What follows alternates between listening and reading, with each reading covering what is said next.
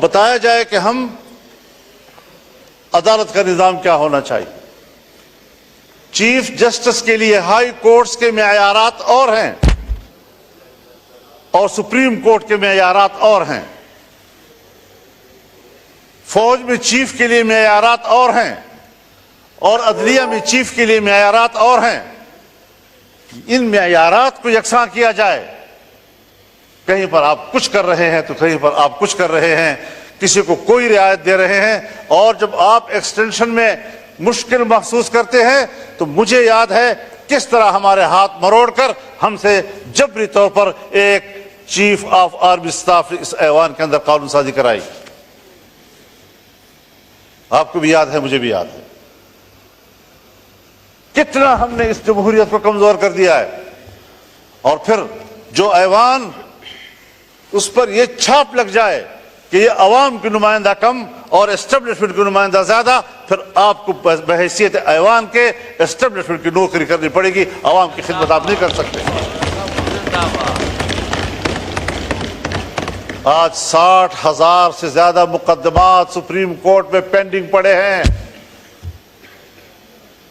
ان لوگوں کا کیا قصور ہے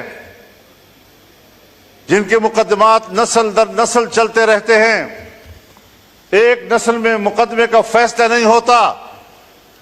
اور ہم پر ایمرجنسی لاگو ہوتی ہے۔ ہم نے آج ایک قانون پاس کرنا ہے، کل دوسرا قانون پاس کرنا ہے، سیاستدانوں کو یہ کرنا ہے، سیاستدانوں کو وہ کرنا ہے، اس چیز میں ہم لگے ہوئے ہیں۔ کیا یہ نہیں ہو سکتا کہ آئینی معاملات کے لیے ایک مستقل عدالت ہی بنا دی جائے تاکہ عام عدالتیں ہمارے وہ غریبوں کے معاملات کو طے کریں، عام آدمی کے معاملات کو طے کریں اور فیصلہ کریں کہ جلد از جلد انصاف مہیا کیا جائے۔ ہمارے ملک کے اندر انگریز کے دور کا وہ نظام عدل موجود ہے کہ جو صدیوں تک مقدمات چلتے ہیں اور طے نہیں ہو سکتے۔ آج بھی ہم اسی روش پہ چل رہے ہیں۔ ہمیں پاکستان بنانے کے بعد آج عدلیہ کے حوالے سے بھی انقلابی فیصلے کرنے ہوں گے تاکہ ہمارے غریب آدمی کو جلد از جلد انصاف مہیا ہو سکے۔ کیا کر رہے ہیں آپ لوگ؟ تو نظام کو تبدیل کرنا ہے، تبدیلی لانی ہے تو پھر صحیح معنوں میں تبدیلی لائے۔ میرے حق میں ہو وہ تبدیلی اور آپ کے حق میں ہو تو وہ تبدیلی نہیں، اس کو تبدیلی نہیں کہا جاتا۔ اپنے روش پر تبدیل کرنا پڑے گا، اپنے اعتماد کو بحال کرنا پڑے گا، اور اس پارلیمنٹ کو سپریم بنانا ہوگا۔ پارلیمنٹ میں اگر پارلیمنٹ سپریم ہے تو ہر ممبر یہاں پر بات کر سکتا ہے، یہاں پر عدلیہ پہ بھی بات ہو سکتی ہے، ہم اس سے بھی سپریم ہیں، یہاں پر فوج پہ بھی بات ہو سکتی ہے، ہم اس سے بھی سپریم ہیں، لیکن سب ہمیں اپنا ماتحت سمجھتے ہیں۔ آج یہاں بات کرو توہین عدالت کا مقدمہ آ جائے گا ہمارے پیچھے۔ آج یہاں فوج کے کردار پر آپ تنقید کریں، ریاست کے کردار پر آپ تنقید کریں، آپ بلوچستان میں کیا کر رہے ہیں، آپ کے پی میں کیا کر رہے ہیں، آپ نے پورے ملک کو اپنے قبضے میں لیا ہوا ہے، امن و امان کا کوئی نام و نشان نہیں ہے، اس پر آپ بحث کریں، ایجنسیاں آ جاتی ہیں آپ کو ایوان سے پکڑ کے لے جاتی ہیں۔ وہ تو آپ کے آئین میں لکھا ہوا ہے کہ ہم عدلیہ اور فوج کے خلاف نہیں بات کر سکتے، تو اس لیے ان کی اصلاح کے لیے تو بات کر سکتے ہیں۔ جی اصلاح کے لیے تو ہاں، بالکل تو بس میں اصلاح کی بات کر رہا ہوں، میں ان کو تنقید تو نہیں کر رہا، سر آنکھوں پر عدالتیں فوج کے جنرل سر آنکھوں پہ، جی تو میں اسی لیے کہہ رہا تھا کہ ججز ہمارے سر آنکھوں پہ، کیونکہ لکھا ہوا ہے تو اس لیکن لیے ان کے نظام کو تو ٹھیک کریں جی تاکہ وہ جبر تو نہ کریں، آئین سے تجاوز تو نہ کریں، اخلاق سے تجاوز تو نہ کریں، پارلیمنٹ کا تقدس نہ خراب کریں۔ ہم ان کے خلاف نہیں بولیں گے، میں آپ سے وعدہ کرتا ہوں، لیکن میرے اراکین کو اس طرح گرفتار کرنے کی اجازت بھی نہیں دی جا سکتی۔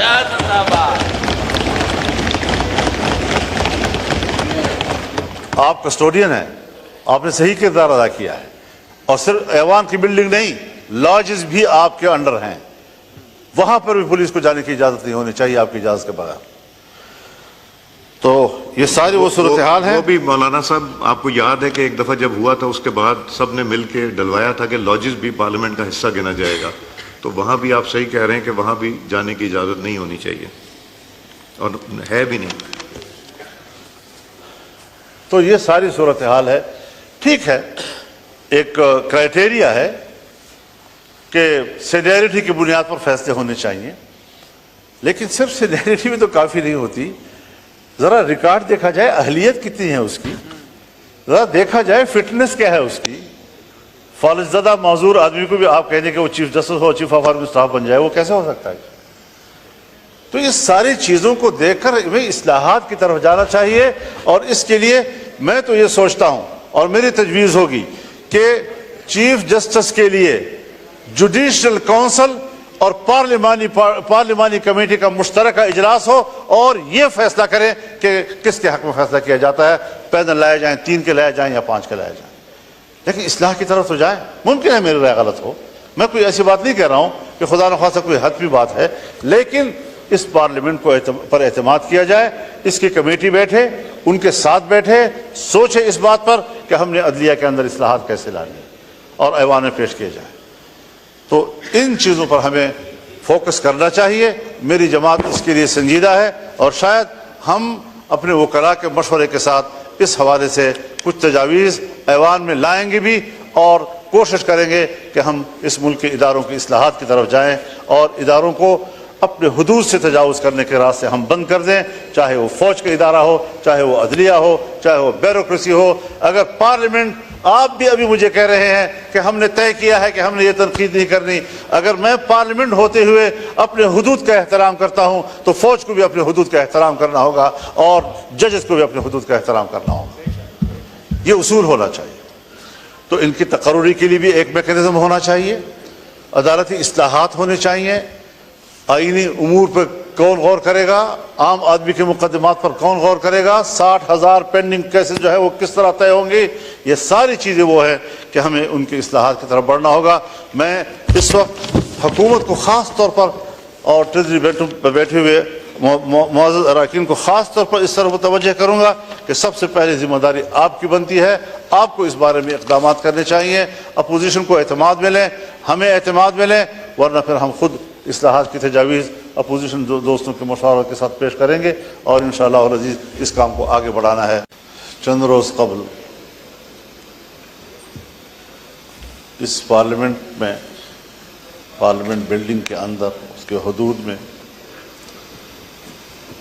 جو معزز اراکین ایوان کے ساتھ ناخوشگوار واقعہ پیش آیا تھا، میں شدید الفاظ میں اس کی مذمت کرتا ہوں۔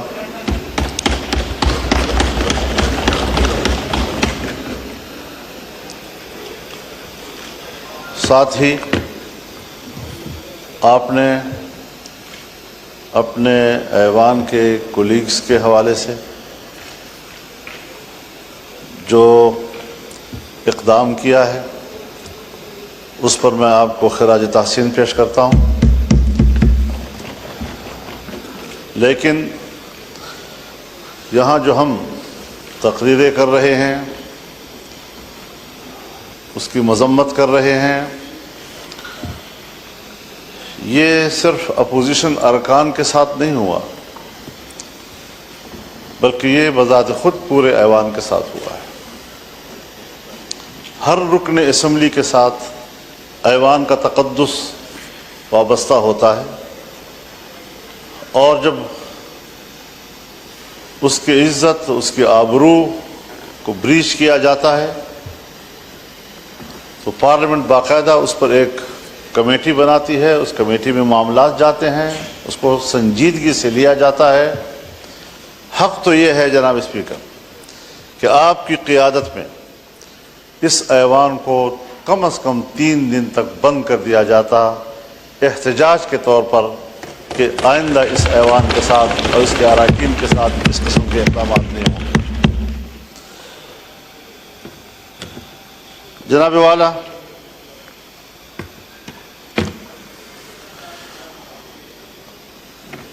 فروری سے لے کر آج تک اس ایوان میں ہم ابھی تک اس صورتحال سے باہر نہیں نکلے